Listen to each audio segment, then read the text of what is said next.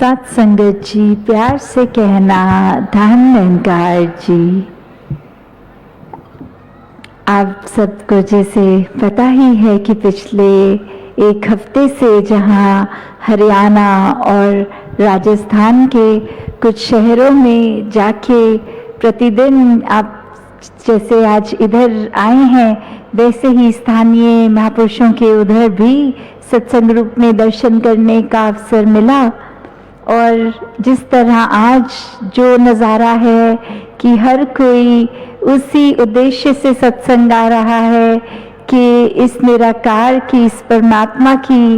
ये चर्चा होगी, ये यशोगान होगा। जो भी संत स्टेज से जो फरमाएंगे उन अच्छी शिक्षाओं को अपने जीवन में धारण करने की ये जो कोशिश वो बरकरार करते रहें। और कैसे हर कोई जहाँ आज यहाँ जिनके स्टेडियम में भी आए हैं, तो चाहे वो दूर दूर से भी ट्रैवल करके आए होंगे, उस तरह तो वो कन्वीनियंस भी शायद इतनी नहीं होगी, फिर भी सब इतने शांतिपूर्वक, क्योंकि चाहे मौसम गर्मी का भी, फिर भी एक दिलों में इस परमात्मा का जब एहसास है तो मन के अंदर तो शीतलता है, चाहे शरीर में कैसा भी वो एहसास चल रहा हो। तो ऐसे जो आज के दिन में भी एक इंटरनेशनल वुमेन्स डे का दिन, तो हम सब जहाँ एक एक को प्रति में वो भाव कि एक कोई भी महिला हो, चाहे वो माता के रूप में, सिस्टर के रूप में, वो एक मुबारकबाद सबको कि हर एक ने जहाँ सोसाइटी के लिए भी इतने वर्षों वर्ष से महिलाओं का भी योगदान रहता है। और इधर सत्संग में भी अगर हम देखें तो कैसे बहन का भी सेवादार, महापुरुषों का भी। और आप जब सत्संग में आते हैं तो महापुरुष और बहनें दोनों उस तरह एक रूप बनाकर आते हैं। तो ये तो हो गई सामाजिक एक रूप में बात, पर जब हम एक रूहानियत की बात करते हैं तो उसमें तो जैसे अवतार वाणी में भी है, एक को नूर है सबदे अंदर, नर हो चाहे नारी हो, कि कैसे एक शरीर तो हमें एक ह्यूमन फॉर्म में आए हैं, तो जिसका भी मिला हो, जिस जेंडर के भी हों, पर एक जो हमारे अंदर आत्मा है वो परमात्मा की ही अंश है। और एक मनुष्य का इस जिंदगी में आने का उद्देश्य भी यही कि हम परमात्मा की प्राप्ति कर लें, इस परमात्मा को जान लें, इस निराकार के रूबरू होके इसको देख पाएं। और फिर देखने के बाद इससे जब प्यार होता है, इसकी भक्ति शुरू होती है, और फिर यही भक्ति करते करते जीवन हमारा एक उस रूप में आनंद की अवस्था के साथ आगे बढ़ता जाता है। तो हमें हर पल जहाँ ये उद्देश्य रखना है कि एक हम आपस में भी प्यार करते हैं, और वो प्यार इसलिए संभव है क्योंकि जब ये अलौकिक सच्चाई, इस निराकार को जान लिया, तो फिर उसके सभी अंश वो किसी भी शरीर में हैं तो उनसे भी वही प्यार होता है। एक हर एक में ही इस परमात्मा के दर्शन करते हैं। तो वो जो भाव हमेशा रहे कि जैसे कबीर जी ने भी कहा है कि पार ब्रह्म के तेज का कैसे हो अनुमान, कहने को शोभा नहीं देखा ही परवान। कि हम अगर अपने जीवन में ये प्रकाश, ये ज्योति, ये जब हमारा निराकार के साथ एक मेल जोड़कर एक हमारे को एक सच्चाई की वाकफियत हो जाती है कि कैसे हम चाहे आए हैं मनुष्य तन में, पर एसेंस हमारा ये तो निराकार ही है। और जब इस बात के ऊपर हम ये अब विश्वास टिका लेते हैं, तो फिर जब हम औरों के आगे भी ये जिक्र करते हैं, क्योंकि भक्त तो हमेशा जब ये सच्चाई को प्राप्त करते हैं तो फिर एक उनका हृदय इस तरह हो जाता है कि जा जाकर हर एक तक ये सच का बयान किया जाए, हर एक को वही आनंद मिले जो उनको मिल रहा है। तो जब ऐसे हाल होते हैं तो अक्सर लगता है कि शब्द भी पूरे नहीं हो रहे। जब वो चीज़ सामने खुद देखी तो ही वो एहसास किया जा सकता है। जैसे हम कोई भी चीज़ का जिक्र करें कि किसी को अगर पता नहीं है कि कोई और देश वो उसमें किस तरह का कल्चर है, तो हम वो बता तो सकते हैं कि वो लोग इस तरह का खाते हैं, इस तरह का उनका दिनचर्या रहता है, इस तरह उनके ये रीति रिवाज हैं। पर एक ये जब हम बात सुन लेते हैं उसमें वो कंप्लीटनेस के साथ बात नहीं समझ में आती। जब हम खुद उस जगह को विजिट करते हैं, वहाँ जाते हैं, तो जो आंखों में और जो एक्सपीरियंस आता है तो ही वो एक सच्चे मायने में चीज़ पूरी तरह समझ आती है। उसी तरह ये परमात्मा के जहाँ आज बार बार आवाज़ भी लगा रहे थे महापुरुष कि ये ब्रह्म ज्ञान की प्राप्ति कर ले हर कोई मनुष्य, तो वैसे ही आगे जब ब्रह्म ज्ञान जीवन में उतरता है तो मन के विकार भी दूर हो जाते हैं। कैसे एक अभिमान रूपी जो सबसे बड़ा उस तरह और सबसे छोटा भी, वो भी एक विकार, अगर हम एक भी पकड़े, चाहे होते तो विकार बहुत हैं, तो भी कैसे उस पे काम किया जा सकता है। अक्सर हमें लगता है करने वाले हम हैं, ये हमारी वजह से ही चीज़ें हो रही हैं, पर ये तो बहुत ही एक नादानी की बात है। कैसे हम हमेशा ये परमात्मा को हाजिर नाजिर रखें हर एक चीज़ में, ताकि अहंकार ना मन में आए। जैसे एक उदाहरण भी कि एक मक्खी एक राजा के एक पालकी पे बैठ गई, उसके रथ पे बैठ गई, और जब वो मक्खी एहसास कर रही कि कैसे हर कोई उसके आगे सलाम कर रहा है झुक झुक के, तो वो मक्खी को लगने लगा कि मैं शायद बहुत सुप्रीम हूँ, ये पूरी दुनिया मेरे आगे झुक रही है, शायद मैं बहुत इम्पोर्टेंट हूँ, बहुत ही एक मेरे अंदर कोई लियाकत है, कोई मेरे अंदर गुण है कि हर कोई मेरे आगे जो आता है वो झुकता है। तो वो उसका भुलेखा, क्योंकि हर कोई तो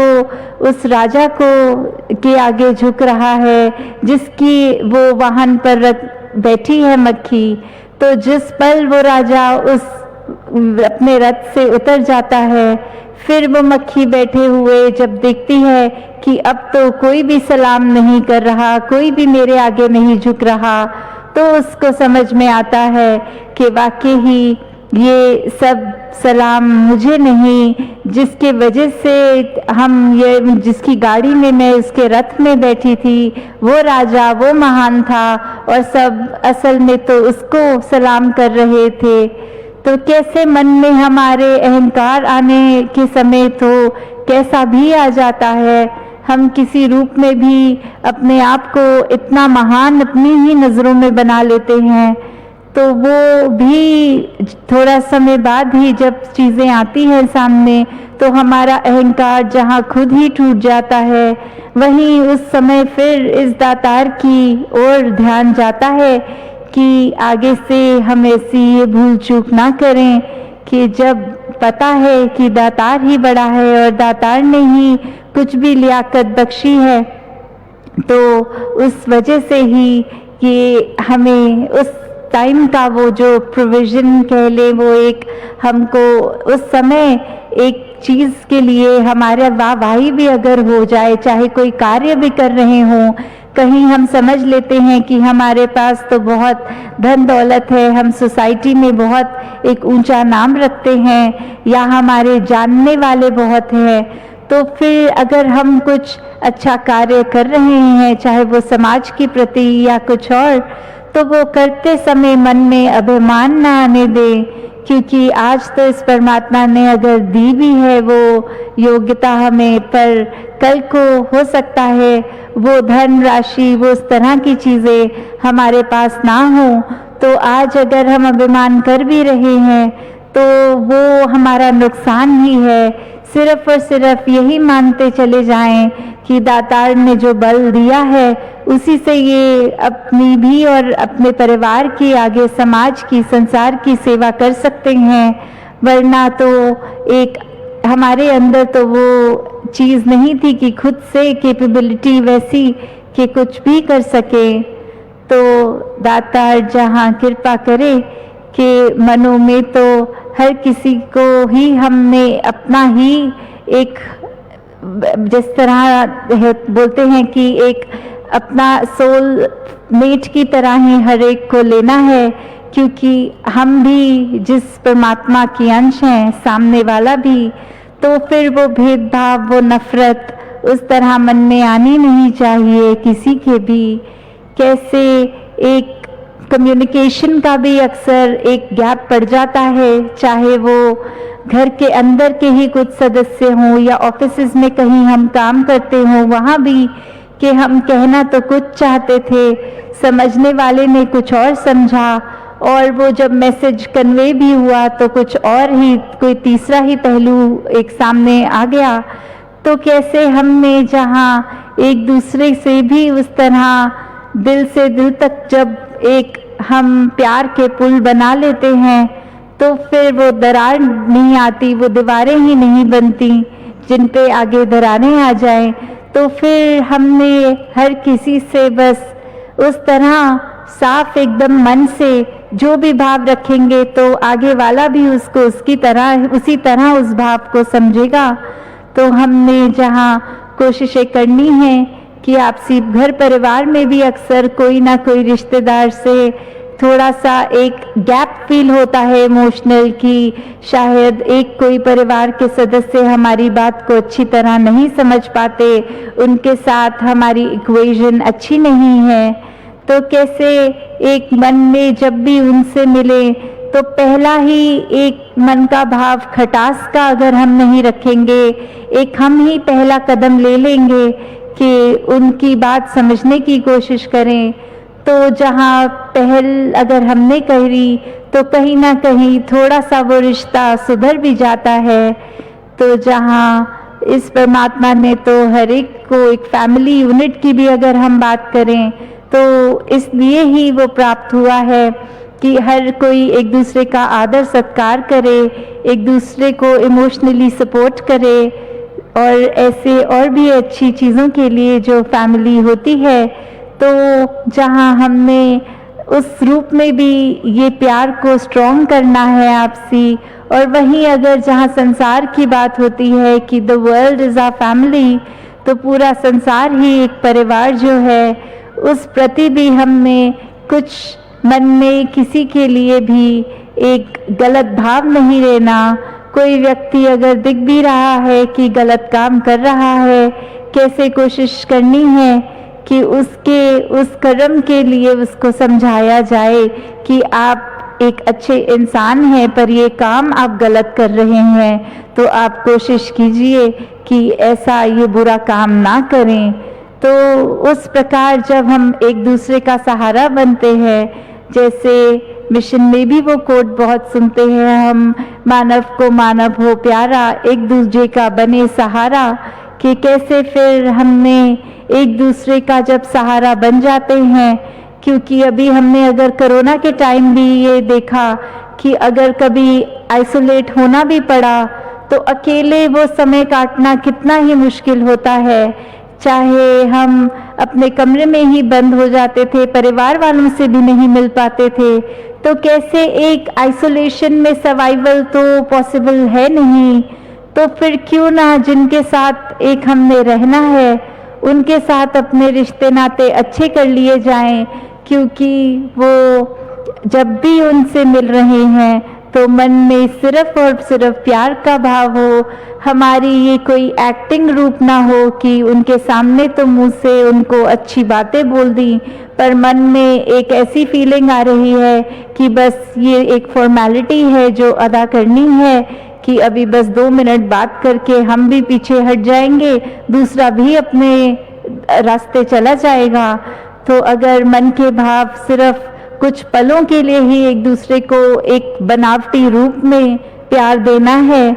तो फिर ऐसा अगर हृदय हमारा है तो हम वाकई ही एक भक्त तो नहीं है, क्योंकि भक्त के लिए तो वही बात होती है कि संत हृदय नवनीत समान, कि कैसे एक संत का हृदय इतना सॉफ्ट, इतना मुलायम, एक मक्खन की तरह, कि जहाँ दूसरे को भी वो लगे कि एक उसके लिए कुछ डिस्कम्फर्ट है, सामने वाले को अगर एक आंच भी आ रही है तो एक संत का मक्खन के समान इतना मुलायम दिल पिघल जाता है। ये दया, करुणा, ये विशालता, इस तरह के गुण वो संत के अंदर आ जाते हैं। तो जहाँ हमने कोशिश करनी है कि संतमति अपनाकर जो गुण सेवा सिमरन सत्संग के साथ हमें जोड़ के रखें, वो अपनाते चले जाएं, सत्संग सेवा सिमरन करते जाएं, इस निराकार को हमेशा अपनी याद में रखें और हर कोई यही कोशिश करे कि किस तरह अपने विश्वास को और पक्का किया जाए। तो दासी इन्हीं शब्दों से इजाजत लेगी। साथ संगत जी, धन्यवाद जी।